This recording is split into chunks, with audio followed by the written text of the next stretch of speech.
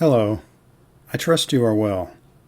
I am Peter Kirby, staff writer at Activist Post and author of the book Chemtrails Exposed, a New Manhattan Project. Your intrepid author has finally done it. When we first started investigating the weather derivatives market, we speculated that a weather control operation such as the New Manhattan Project might be involved. After extensive digging, the connections between the weather derivatives market, weather modification, and chemtrails are now confirmed. In this video, I will read my recent article, Weather Derivatives, Temperature Modification, and Chemtrails, the Smoking Guns. This article proves that the weather derivatives market was created as something that can be covertly manipulated. It proves that the weather derivatives market was built for fraud. A fraud that involves the open-air spraying of particulate matter wrecking our health and environment.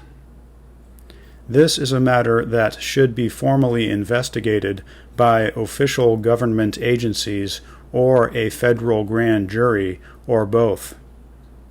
Let us begin. There is compelling evidence directly linking the weather derivatives market to weather modification and chemtrails. It is found in the work of a University of Missouri professor by the name of James D. McQuigg. McQuigg writes of, quote, contrail cirrus, generated by jet aircraft as a means to modify atmospheric temperature. This was all in the context of what such temperature modification would mean for the demand of electrical power, of course. McQuigg went on to invent the foundations of Enron's weather derivatives market. The full story, including details of Enron's involvement, can be found in the author's book, Chemtrails Exposed, a New Manhattan Project. According to his American Meteorological Society obituary, McQuigg enlisted in the Army Air Corps shortly after the attack on Pearl Harbor. He studied meteorology at the Rockefeller-founded and funded University of Chicago, and later became a Fellow of the AMS. In 1974, he helped establish a branch of the National Oceanic and Atmospheric Administration in Columbia, Missouri, known as their Center for Environmental Assessment Services. Our trail of evidence begins in 1968 with the 10th Annual National Science Foundation Weather Modification Report. It reads, under NSF support, the University of Missouri is continuing its study of a method to determine the potential impact of weather and climate modification upon the social and economic structure of a sample state such as Missouri.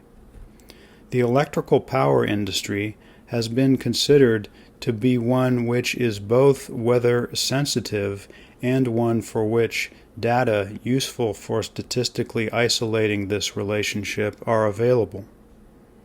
For this reason, it was decided to make study of the potential effects of weather modification on its operation. Daily electrical power demand data covering a number of Midwestern states were supplied by the Edison Electric Institute. Using these data and Weather Bureau temperature records, it was possible to construct a series of power loads for each of a number of regions in the study area corresponding to the modified and non-modified temperature series. Power generation costs and capacities for each of the regions in the study area were then entered into a linear programming model.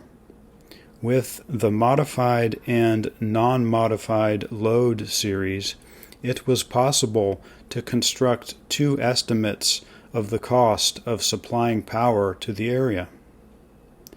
Each area power supply cost was a minimum given the loads and existing generation facilities.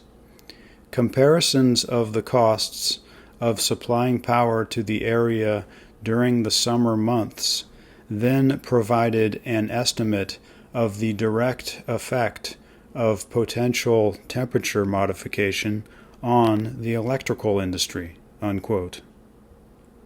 When one continues to dig a little deeper, finding further documentation of this work done at the University of Missouri, one finds the entire smoking gun.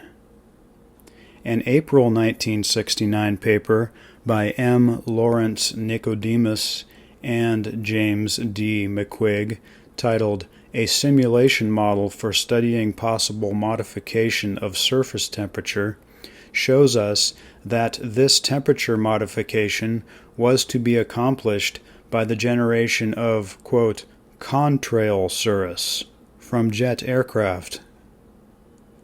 According to their model, this contrail cirrus was supposedly going to cause atmospheric temperatures to fall in the warm summer months.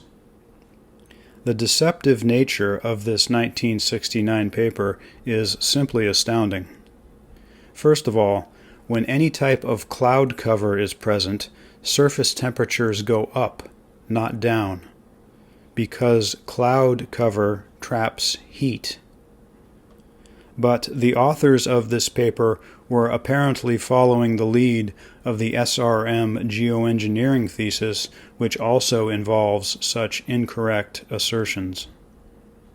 Secondly, the paper includes a photograph of chemtrails incorrectly labeled as contrails.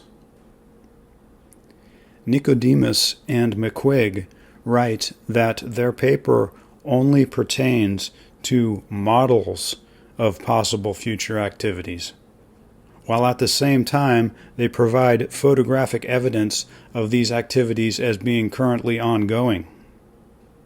Only the CIA could have come up with such convoluted nonsense.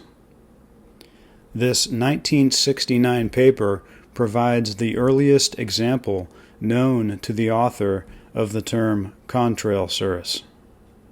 We should also note that modification of atmospheric temperature was, at the time, disclosed as a whole new area of weather modification.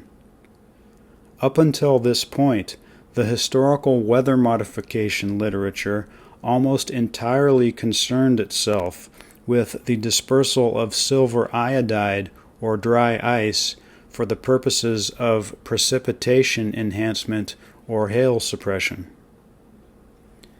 Late in 1969, McQuigg, along with two co-authors, once again laid the foundations of the modern weather derivatives market by explicitly fusing the nascent field of atmospheric temperature modification with the generation of electrical power.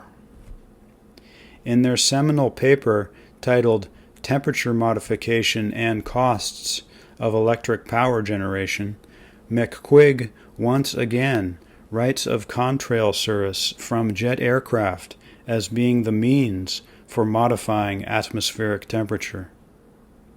Lastly, sealing his position as the intellectual founder of the market, in 1975, McQuigg invented the degree day term.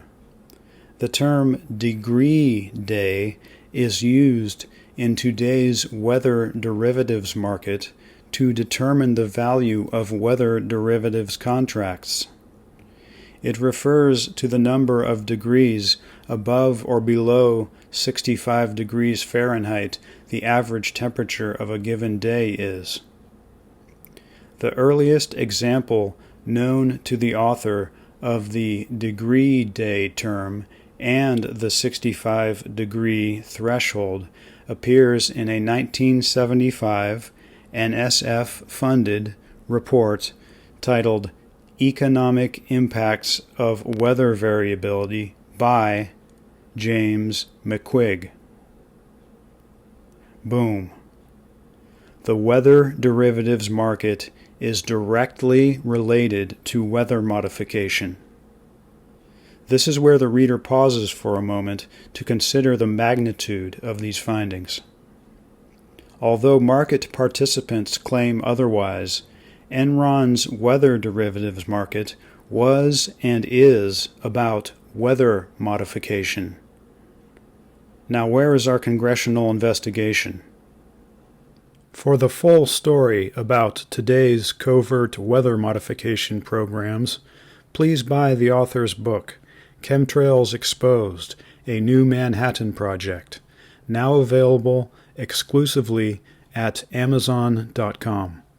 Or please sign up for my email list at my website, peterakirby.com. Thank you.